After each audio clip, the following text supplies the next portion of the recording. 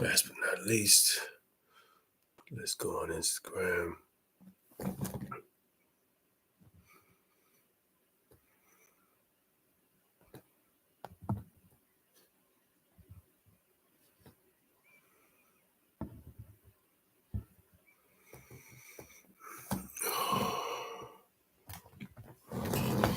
What's going on here?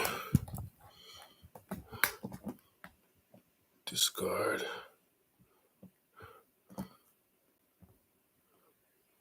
What's this thing doing? Discard. Okay, if you're live with me, give me 1 second. Instagram is giving me some problems here. Start your live. Let's do it. Start. 3, 2, 1. Ding!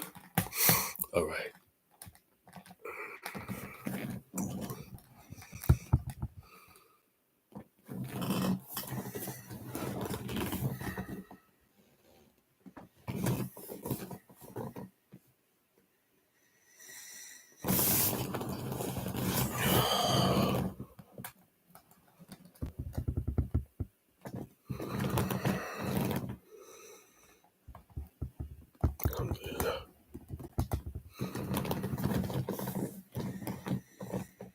Man, here we go.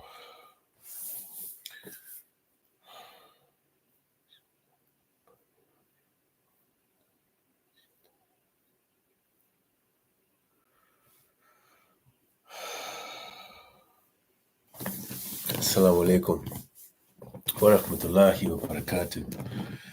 My dear brothers, my dear sisters, what's going on? How are you? Today is Jummah Mubarak, the best day of the week. It is Friday at approximately 11 in the morning, 11 in the early afternoon. Great day. Kind of overcast here in Southern California. It was drizzling a little bit today, but alhamdulillah for the rain. Alhamdulillah. So for those of you who are new to the podcast, this is the Men of Deen podcast. Men of Deen is a community of believing Muslims who strive to be the best Muslim that you can be the best human that you can be, and to strive is constant. The grind is constant. And also, if you are looking to get married and you are a practicing Muslim, then I can help. Whether you're a practicing brother or a practicing sister, I also do matchmaking. And so you can reach out to me at hearthunter@menofdeen.com. You can also reach me here directly on Instagram. We are live on Facebook, live on Instagram, and live on YouTube. What a world, alhamdulillah. Okay, so today let's get straight into it. So in the mornings, when I pray Fajr with my kids, I always read some Quran to them. And today I was reading, and I wanted to share what I covered today. I don't read too long, man, because these kids are, they're half awake and half asleep after Fajr. And so I want to establish the habit in their mind. Please send me. Woman. Okay. So let's get into it. We're reading from Surah Al-Tawbah, which is the 9th surah of the Quran, and starting with ayat number 87. And they're talking about, here Allah subhanahu wa ta'ala is addressing hypocrites. Okay? Hypocrites. And hypocrites are people who pretend to be one thing, but in reality are something else. Okay? And so in the context of this passage, it's talking about Muslims who on the outside, act like Muslims, they look like Muslims, whatever that means. They go to masjid, they greet you Islamically, maybe standing right next to you praying, maybe praying 5 times.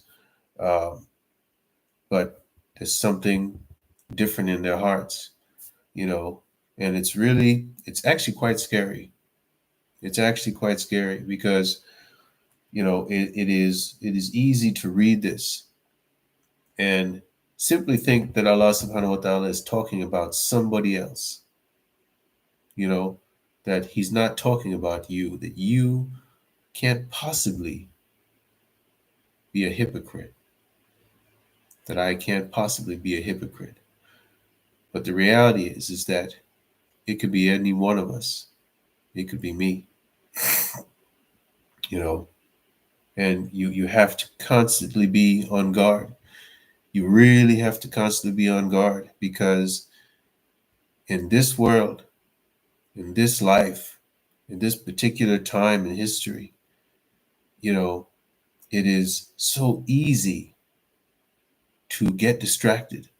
It is so easy to think that you know who you are, but to not know who you are. Like, and it seems otherworldly, but from my observation of life, is most people don't know who they are.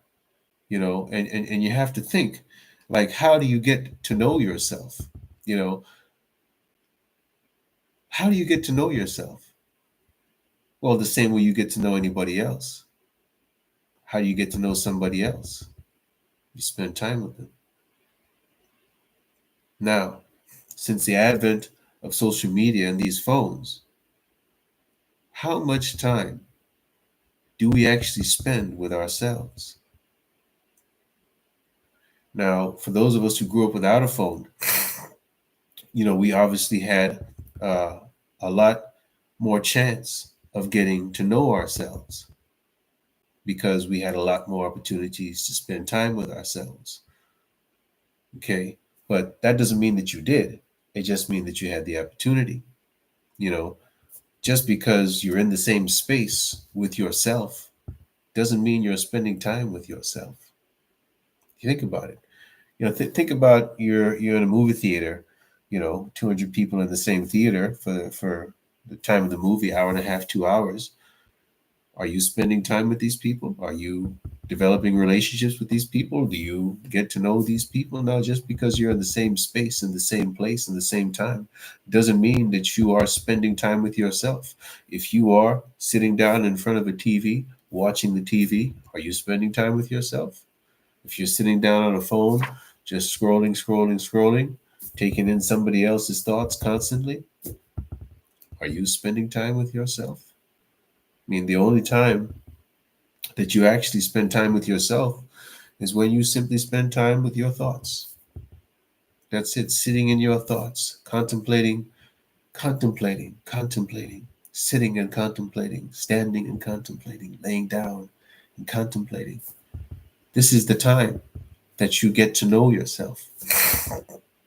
Outside of that, there's situations that you're in when you have to react to a situation, and if you've done a good job, i.e. you've spent time with yourself and therefore you know yourself, then you also know how you react in X, Y, or Z situation.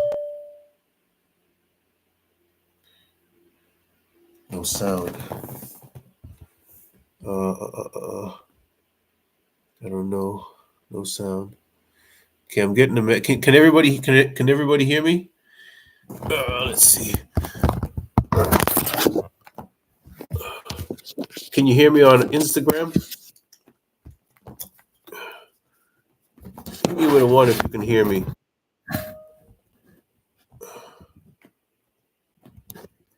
I guess it looks like I got no sound on Facebook. So listen, if you're on Facebook, then do me a favor.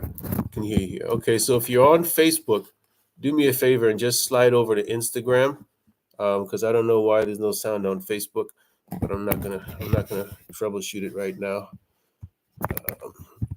All right, let's get back to it. Okay, so the only time that you really spend time with yourself and get to know yourself is when you're spending time with your own thoughts. And if we're constantly in front of these devices, like think about what you do with the device. Like, what are you doing? If you're staring at your phone, you're constantly taking in somebody else's thoughts.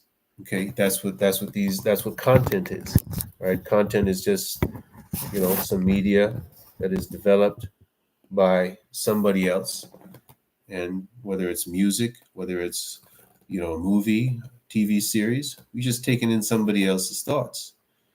And so, although we think, that we know ourselves, and I can't possibly be the hypocrite,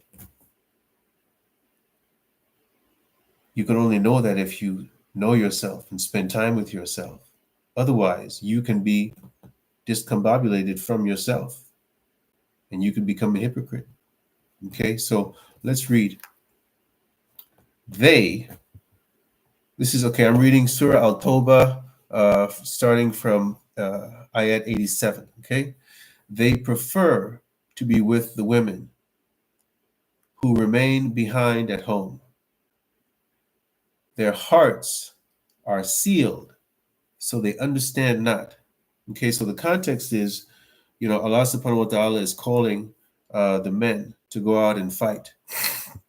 There's a battle, and Allah subhanahu wa ta'ala is calling you to go out and fight and sacrifice your health, sacrifice potentially your life. But He's calling you to fight.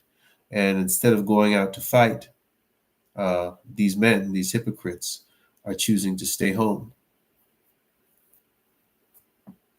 Now think about that. Just pause for a minute and think about that. Think about how serious that is. Think how does that lend to somebody being a hypocrite? Well, why are we here? As a Muslim, we understand that the only reason we're here is to be tested, and the only reason to be tested is to pass the test, and the only goal in passing the test is to get to Jannah. Like that's it, and that's all. There's nothing else. There's no other motivation for a Muslim to do any other thing that we do, other than to do it. Even why do we try to please Allah subhanahu wa ta'ala? What's the motive? The motive is to please Allah subhanahu wa ta'ala so that we can get to Jannah, because Allah subhanahu wa ta'ala holds the keys to Jannah. Man, this ain't working too well. Hold on a second. Stuff just moving around. Okay.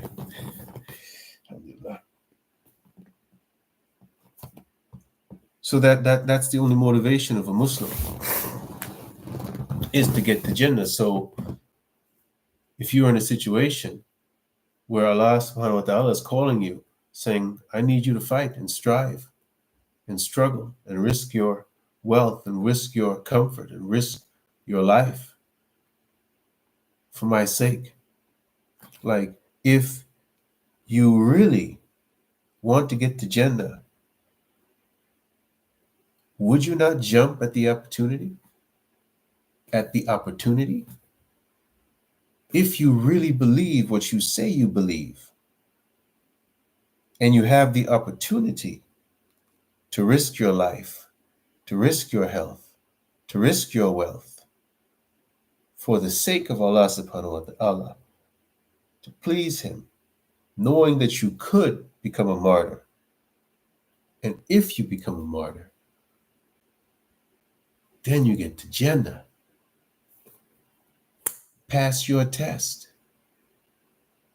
Why wouldn't you jump at that opportunity if you believe what you say you believe?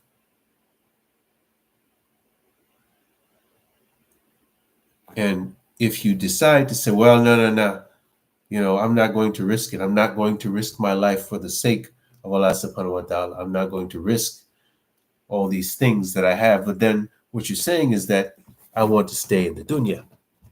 That whatever it is that I have here is more important to me than getting to Jannah. But yet and still, you're going to the mosque. I mean, even you decide to stay home and not fight. You go to the mosque and you pray shoulder to shoulder. You pay zakat. You do all the things that Muslims do. But you forsake the opportunity to get to Jannah? Yeah, subhanAllah. Okay, so they is referring to the hypocrites. They prefer to be with The women who remain behind at home, their hearts are sealed. You know, think about this. The heart is sealed. The heart is a very special organ. You know, it in a way it's the organ that ties the body to the soul, the heart. You know, and I'm not a scientist, but any other organ, right? Think about it, right? If your heart stops, you're gone. If your brain stops and your heart is going, you can still be here, right? I've seen people have had, their whole body from below their chest is cut, no digestive system, nothing, lungs, kidney, whatever, gone, you know, but yet and still they're able to somehow live. You know, you can be brain dead. Brain dead means that your brain is dead, but you're still alive. The heart, right? Once the heart stops, the soul leaves the body. So the soul, there's something about this heart. It's the connection. It's the conduit from the soul, between the soul and the body, the bridge between the soul and the body, the heart. So when Allah subhanahu wa ta'ala says that their hearts are sealed so that they understand not, man, you got to know your own heart. You got to know your own heart. But the apostle and those who believe in him strive and fight with their wealth and their persons. For them, all good things, and it is they who will prosper. Now think about it, right? So the hypocrites stay home. And what do they stay home with? They stay home with their wealth and they stay home with their comfort, which means that hypocrites can have wealth and comfort. Whereas those who strive, what are they risking? They're risking their wealth. They're risking their comfort. So those who strive can be poor, materially poor, because they put their wealth at risk and therefore they could lose their wealth. Because you decide to strive, you could lose your material wealth and you could lose your life. But the reward is, and as you read this Quran and you see how many times that Allah subhanahu wa ta'ala refers to the hypocrites, warns you about the hypocrites, and just talks on and on and on and on and on about hypocrites. There's a lot of talk about hypocrites in the Quran because there's a lot of people who are falling into being a hypocrite, who can fall into being a hypocrite, who start out believing and wind up being a hypocrite over and over and over again. And the warnings against hypocrites, they're very clear, very, very clear. But it's fair, it's fair. And the punishments for hypocrites are very dire. And the rewards for those who are not hypocrites, for those who are genuine, Bismillah, Allah has prepared for them gardens under which rivers flow and dwell therein. This is the supreme felicity. SubhanAllah, the greatest reward versus the greatest punishment. And God is so clear and so consistent in his warnings, and it's fair. That's the only way that it can be fair. Like, think about it, right? Think about it. If you're with your child, somebody that you love, right, and you see them about to walk into traffic, are you going to say to them, hey, there's cars coming, be careful so you don't get hit by a car, and then just walk away? No. If you care for them, you're gonna continue to warn them. Hey, move from the street. Hey, come over here. Hey, move. Come here. And you're gonna, you're gonna repeat yourself and repeat yourself, and you're gonna raise your voice, and you're gonna tell them in the most obvious way you possibly can that they're heading into danger. And that's what's happening here. That God is telling the hypocrites, listen, guys, this is what awaits you. This is what's happening. This is what's going to happen. Don't be a hypocrite. This is better for you. Wait, stop, wait, don't do it. Don't be a hypocrite. It's better for you if you sacrifice your health and your wealth and your goods for my sake. It's better for you if you do that. Almost desperately, just talking to us, screaming at us as much as you can with this guidance, warning us about the dangers of being a hypocrite. The strong Muslim is better than the weak Muslim. Are you striving to be a strong Muslim? Men are the protectors of women. Are you protecting women? There's three things that Muslims shouldn't delay: burial after death, prayers, marriage. Are you delaying marriage? Are you delaying prayers? Are you missing prayers? Really, like very clear, very, very clear directions. Very clear directions. Don't delay marriage. Are you delaying marriage? God has told you, you must be married. It is sunnah to be married. Are you married? And if you're not married, why aren't you married? Allah subhanahu wa ta'ala cannot be clearer in what he's told you to do, whether you agree or don't agree. You've got to pray 5 times a day, and you can't delay your prayers. Are you missing prayers, delaying prayers? Well, let me just go over here first, and I'll just pray, make it up later, when God told you not to delay. Are you striving to be a strong Muslim? Are you keeping yourself in shape? Why not? No time? No time? You don't have 10 minutes a day? I'm sure you're on your phone for more than 10 minutes a day. You got time. We got time.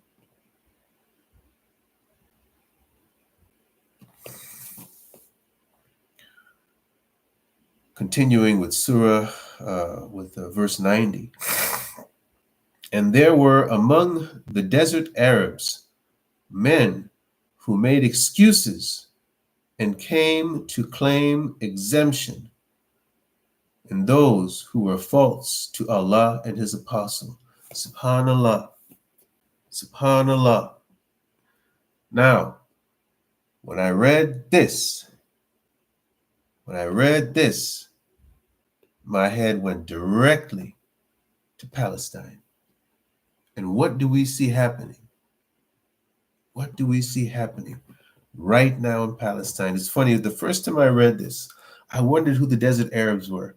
I thought that it was like a particular sect or something, So at that time I was playing soccer with some brothers from the masjid, and most of these brothers were from the Middle East. And so I I sent out a message on WhatsApp, and I was like, hey, I read this surah and it talks about the desert Arabs. Who are these people? Like who is Allah subhanahu wa ta'ala referring to when he says the desert Arabs? And I was just waiting, and I, like 3 or 4 days, I'm just waiting for a reply. Nobody replies. And then it hits me. I guess the desert Arabs are the people in the Middle East, But then I look at what's happening right now. Where are the Muslims in particular? Where are the Muslims in the Middle East? Gaza is surrounded by some of the wealthiest countries in the world, and they're all Arab states. Why have 35,000 people been murdered? Why has it been allowed to happen? Simple question. And where are the Arabs?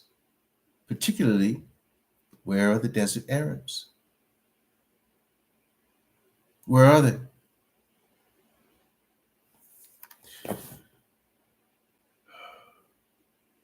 And there were among the desert Arabs also men who made excuses and came to claim exemption, and those who are false to Allah and His Apostle sat inactive, inactive, inactive. It's funny, my wife lives in Dubai, and she says that the imams there cannot speak about what's happening in Palestine, that their khutbahs are all given to them. They all have the same khutbah. You can't, in the street, you can't wear any Palestinian flags. You can't talk about what's happening in Palestine. Subhanallah. Subhanallah. And sat inactive. Soon will be a grievous penalty, and seize the unbelievers among them. There is no blame on those who are infirm or ill, or who find no resources to spend on the cause, if they are sincere. Okay, the heart.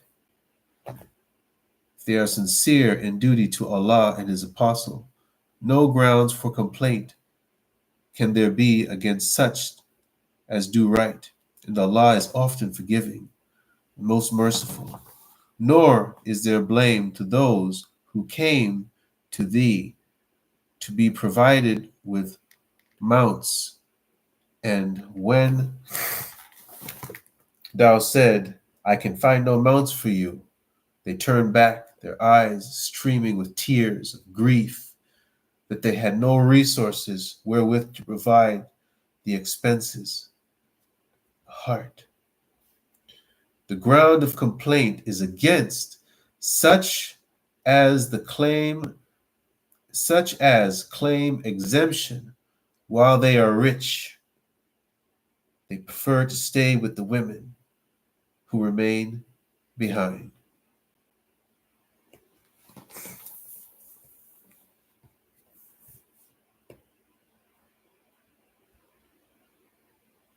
Are you the hypocrite? Am I the hypocrite? You got to constantly ask yourself. You have to constantly be on guard with yourself to make sure that you are not a hypocrite. It's not that person over there. And it's very, very easy to fall into.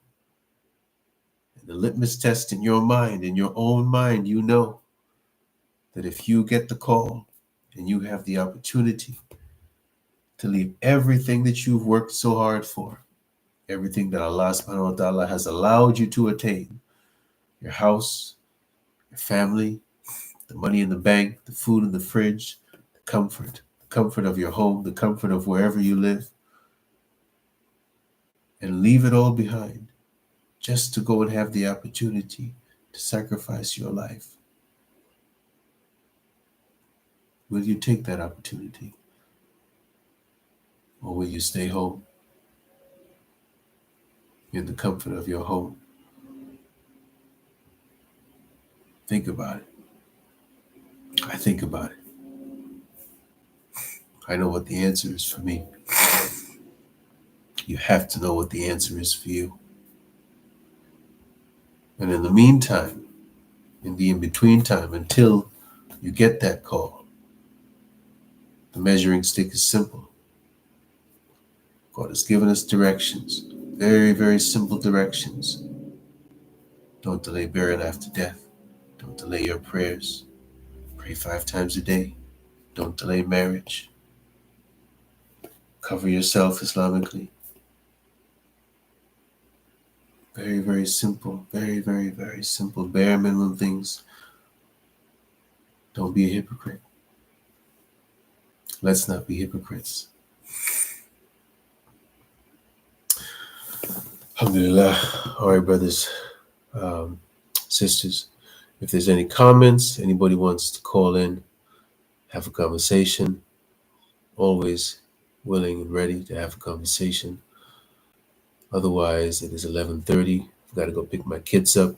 1, 2, 3 of them go to school, pick them up, get them to the masjid so that we can have Jummah together, inshallah. Assalamu alaikum wa rahmatullahi wa barakatuh. Hey, what's going on? Assalamu alaikum. Assalamu alaikum, brother. Assalamu alaikum, my dear sister. MashaAllah, Dana's here now. Okay. All right. Assalamu alaikum wa rahmatullahi wa barakatuh.